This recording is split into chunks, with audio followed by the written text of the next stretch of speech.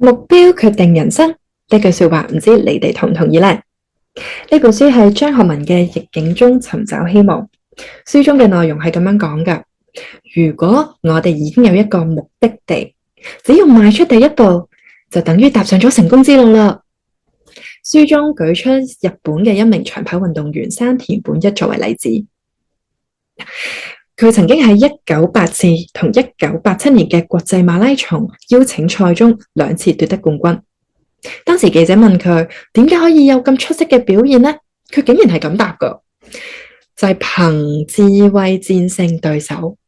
呢個反應咧，令到大家都覺得好難以置信啊！因為大家覺得馬拉松啊、運動員啊，唔係就係講求毅力、耐力、體力、速度、爆發力等等咩？同智慧真係咁大關係咩？後嚟大家睇山田本一嘅自傳，了解佢嘅故事，就明白佢嘅說話的確係經驗之談啊！原來山田本一喺每次比賽之前，佢都會搭車去將嗰個比賽路線仔細勘察一次。沿路見到每個顯眼嘅標誌，佢都會攞紙同筆畫低。